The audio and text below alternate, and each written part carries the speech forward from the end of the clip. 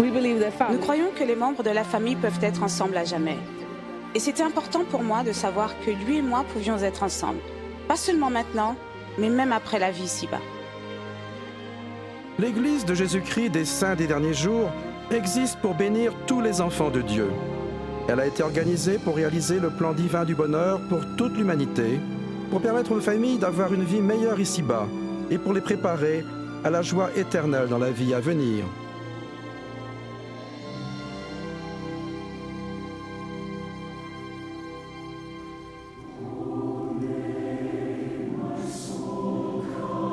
L'Église a son siège à Salt Lake City, Utah, aux États-Unis d'Amérique, et a actuellement plus de 15 millions de membres dans plus de 160 pays. Nous croyons que Jésus-Christ est le Fils de Dieu. L'Église a été organisée sous la direction du Christ à son époque. De même, nous avons un prophète de Dieu qui dirige les affaires de l'Église, assisté par un collège de 12 apôtres, lesquels dirigent l'Église dans le monde entier. Sous leur direction, nous avons des dirigeants locaux qui servent sans rémunération pour administrer l'Église. Ma responsabilité s'étend à toute l'île de Trinidad, qui a plus de 2500 membres. Je donne des conseils aux dirigeants en particulier, mais même les membres peuvent s'adresser à moi pour que je les aide à surmonter les difficultés auxquelles ils doivent faire face dans la vie. L'organisation des femmes appelée Société de secours a été fondée en 1842. C'est l'organisation féminine la plus ancienne et la plus grande au monde. Son but est d'édifier la foi et la justice personnelle, de renforcer la famille et le foyer et de secourir les personnes dans le besoin. En tant que femmes dans l'Église, nous recevons des responsabilités. Nous pouvons faire du bien aux autres grâce à notre service dans l'Église.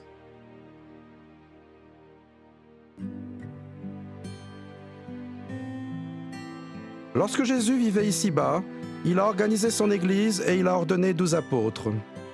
Après sa crucifixion, ces apôtres ont été tués et la vérité a été perdue.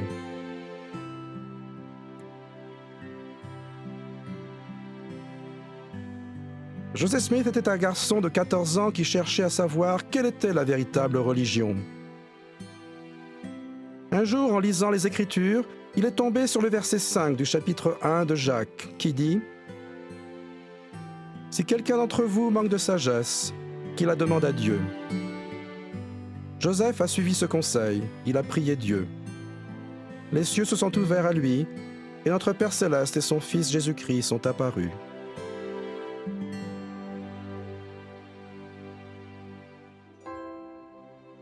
Plus tard, Joseph Smith a été amené à traduire des annales anciennes appelées le Livre de Mormon, qui, comme la Bible, témoignent de la réalité de Jésus-Christ. Plus tard, l'Église s'est répandue, couvrant le monde entier. Les missionnaires ont été envoyés dans tout le monde et en Afrique. Des missionnaires sont aussi venus à Singapour, mon pays. Et dans mon pays, la Colombie, aujourd'hui, l'Église s'étend dans le monde entier. Et comme moi, plus de la moitié des membres de l'Église vivent hors des États-Unis. Ici, République dominicaine, nous avons la bénédiction de faire partie de la même Église qui fut organisée par Joseph Smith. Ce n'est donc pas une Église américaine, mais une Église mondiale.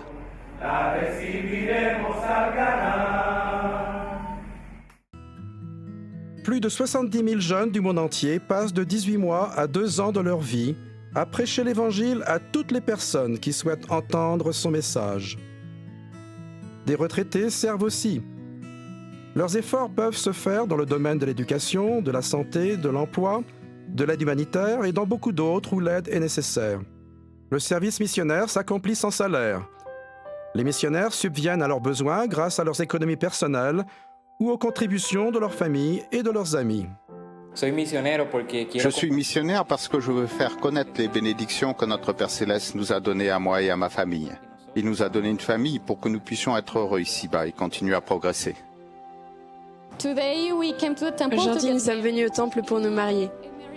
Ce n'est pas un mariage seulement pour la vie, mais aussi pour l'éternité.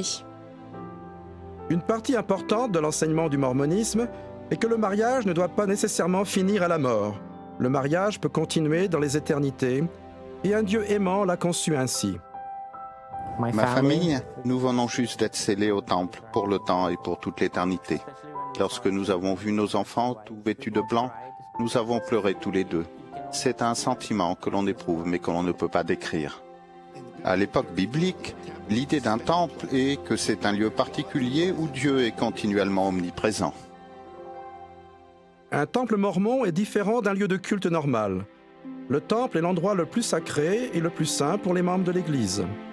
Ceux d'entre nous qui vont au temple savent que dans le cadre de ce culte, nous nous réengageons en manifestant notre désir de respecter les commandements de Dieu et d'être de vrais disciples de Jésus-Christ. Ma famille, beaucoup de bénédictions. Très heureuse. Parce que nous croyons à l'importance de la famille, l'Église collecte les documents d'histoire et abrite maintenant la plus vaste collection de registres généalogiques du monde. Ces documents sont mis à la disposition du public dans plus de 4500 centres d'histoire familiale de par le monde. Oui, magnifique. Je ne suis pas membre de l'Église mormone, mais je suis très impressionnée par ce qui est mis gratuitement à notre disposition, ainsi que par la qualité des installations. Outre les documents présents à Salt Lake City, la collection de la bibliothèque est de plus en plus disponible sur Internet grâce au site web de familysearch.org. Ainsi, tout le monde peut littéralement faire des recherches de chez soi ou de n'importe où avec une connexion Internet. L'Église de Jésus-Christ des Saints des Derniers Jours est organisée pour aider les personnes dans le besoin et chaque membre contribue à financer cette œuvre. De plus, nos membres jeûnent pendant 2 repas chaque mois et donnent au moins le coût de ces repas comme offrande de jeûne que nos évêques et présidents de branche utilisent pour aider nos membres dans le besoin. Je n'ai pas beaucoup d'argent, mais par amour pour le Seigneur, je fais mes offrandes. Je ressens beaucoup de joie quand je fais mes offrandes. L'Église fournit beaucoup de ressources aux dirigeants locaux. Par exemple, dans certains endroits du monde, l'Église possède des fermes et des usines de taille commerciale gérées presque exclusivement par des bénévoles.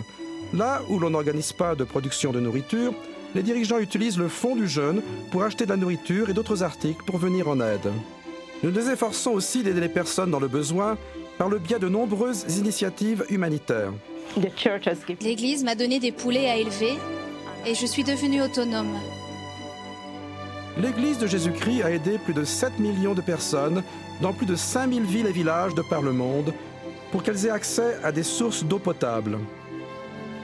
Notre programme de vaccination a pour but d'empêcher les maladies évitables de prendre la vie de nombreux enfants partout dans le monde. Nous formons le personnel d'hôpitaux du monde entier en ophtalmologie et en réanimation néonatale. Nous avons aussi un programme de mobilité qui fournit des prothèses et des fauteuils roulants. L'Église apporte aussi ses moyens et son personnel aux collectivités locales dans le monde, là où des conflits ou des catastrophes naturelles engendrent des besoins extrêmes.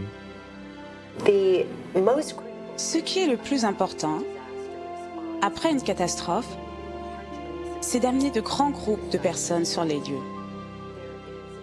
Personne ne peut mobiliser des groupes mieux que l'Église de Jésus-Christ des Saints des Derniers Jours.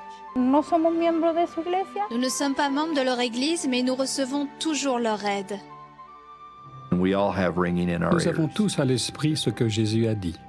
Toutes les fois que vous avez fait ces choses à l'un de ces plus petits, c'est à moi que vous les avez faites. Les grands commandements consistent à aimer. Nous leur tendons la main pour toucher leur cœur et leur âme. Je prie pour que nous soyons la réponse aux prières des gens. L'Église et ses membres sont de bons citoyens et de bons voisins. Nous recherchons partout l'occasion de servir autrui et de mettre en pratique les enseignements de Jésus-Christ. Ils ont prouvé à travers les siècles qu'ils apportent la paix et le bonheur aux enfants de Dieu ici-bas.